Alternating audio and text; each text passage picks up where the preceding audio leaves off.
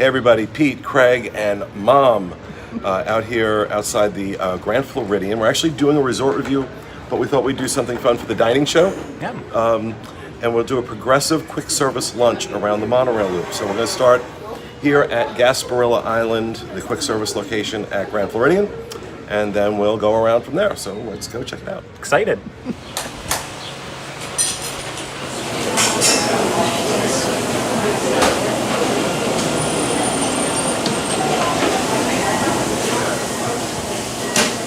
Okay, so I ordered the artisan cheeseburger. This was $13.99, and I'm not sure what makes it artisan. It's a bacon cheeseburger with onion and tomato and lettuce and a side of fries. It's fresh, it's good. It's not worth $14, not by any stretch of the imagination is it worth $14. But it's better than some other burgers I've had.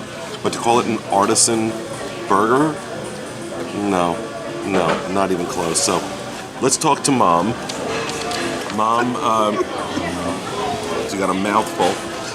Mom got the grilled vegetable sandwich on a multi-grain bun. Excuse me, a multi-grain bun with house-made chips. That was $10.49. What'd you think of it? Well, since I don't eat mushrooms. She doesn't eat mushrooms. And they have these big old honkin' portobello mushrooms on it, so. The lettuce and tomato fine. The chips are delicious. So really that's all that was on here was lettuce, tomato, and a portobello mushroom, and some, didn't they have mozzarella? Yes, a piece of mozzarella. Was it grilled? It didn't look grilled. It looked cold. No, well, it's cold.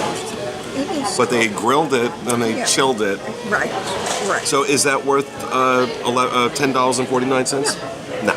Just like no. Not even close. All right. So that's our impression. I didn't try the bread. You didn't want the bread.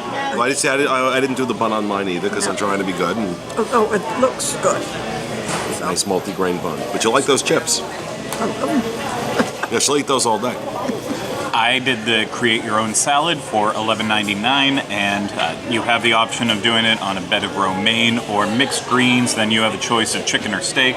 I went with a combination of mixed greens and romaine, as well as then the chicken. And I should have asked about the dressings before I actually went ahead and started choosing vegetables and stuff, because I assumed that they had balsamic, and I was like, okay, well, I'm gonna do blue cheese and some of the normal stuff I get, mushrooms, tomatoes, cucumbers. And then I got there and they're like, okay, well, the dressing that you thought was balsamic was an Asian tangy dressing, and which it's not that bad actually. It's a little sweet for my taste, but overall it's really fresh.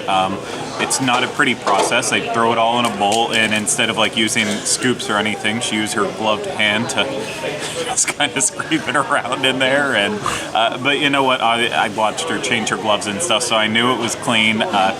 If you're particular about that kind of thing, though, might not be something that you necessarily want to order. But you know what? It's a big portion, and it tastes fresh. So especially if you get it first thing in the day. So I recommend it.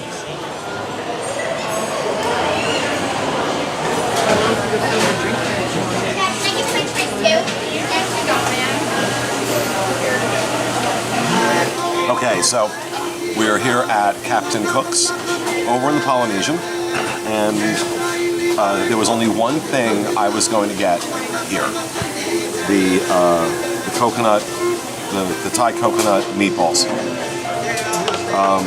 3 meatballs, I think 3 or 4, on a bed of white rice with coconut sauce. Consistently, I really think this is my favorite quick service item anywhere in Walt Disney World. It is so incredibly good. And at $9.99, it's absolutely worth it. When I think about what I paid for my hamburger over at Gasparilla's, this is far, far better value. It's absolutely delicious. Mom got the exact same thing.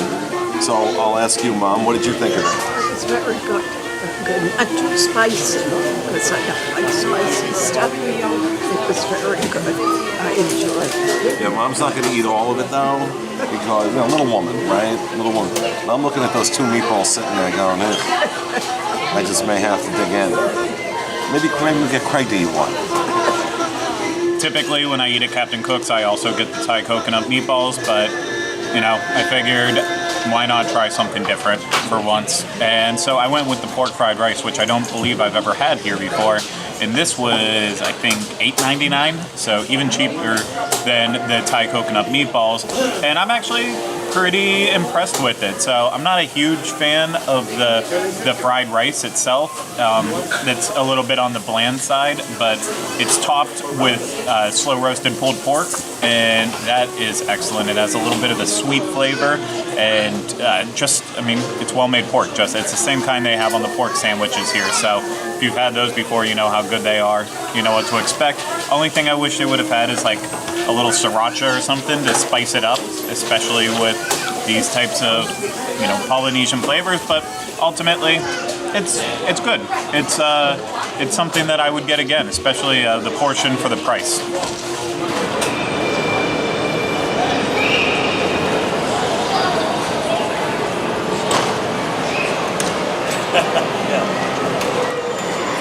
Okay, so we are over at the Contempo Cafe at the Contemporary for our desserts. This is our last stop on this little quick service progressive lunch thing that we're doing.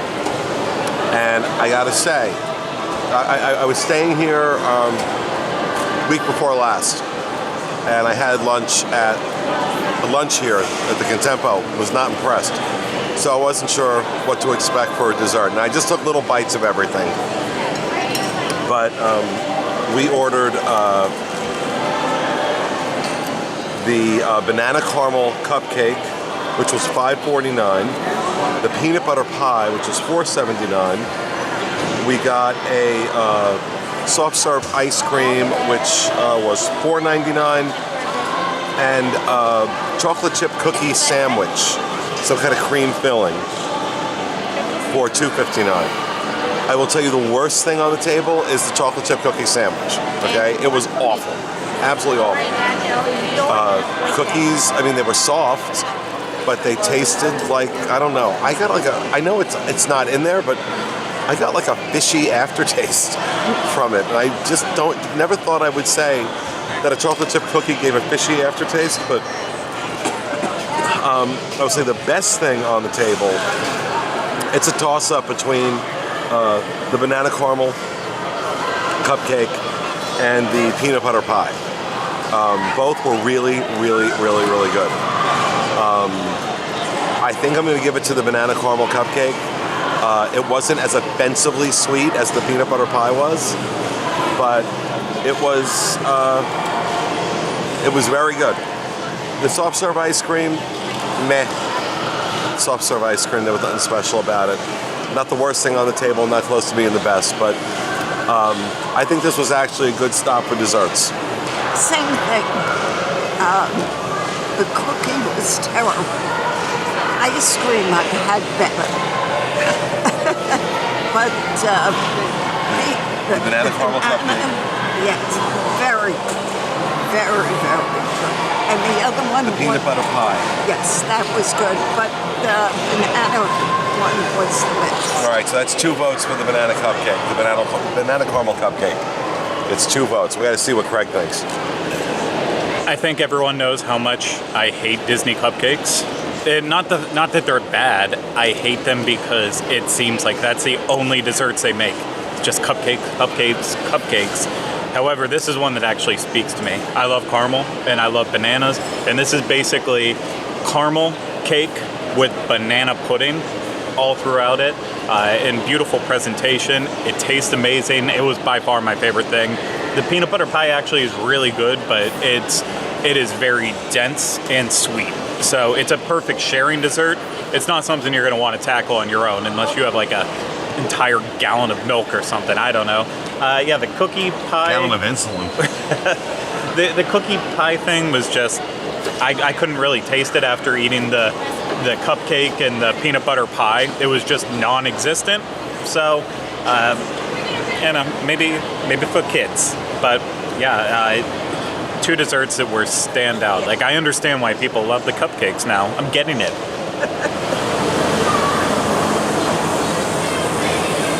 Okay, so we are back at the Grand and finished our little tour around. So Craig, you tell me, what was the highlight for you? I would say the highlight for me was probably actually the desserts at Contemporary, the Contempo Cafe. That's not anything against these 2 places. I think Gasparilla is actually a hidden gem. Oh no. Some of their hot sandwiches, like the fish Reuben that they have, I know it sounds disgusting. I've heard a lot of people talk about it though. It is awesome. I love that one. There's a chicken sandwich here that I love too. Obviously, Captain Cook's is a staple. It's fantastic. So those places are always good, but with Contempo, I kind of agreed with what you said. I've had lunch there before. Yeah. It's very underwhelming. So the fact that desserts there are awesome, but the lunch there is just okay.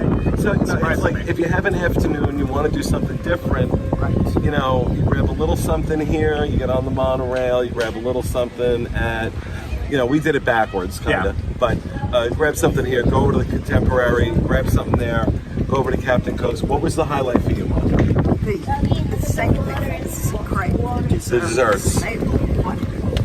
Everything else it was good. They were good, but the desserts were exceptional. For me, it's always a highlight to have those Thai coconut meatballs at Captain Cook's. I think that's the best quick service item at Walt Disney World. Personally, I think it's amazing. I think for $10 you can't beat it. But Gasparilla's, like I said, I had a burger. I've eaten a lot today, and we still have a dining review to do tonight.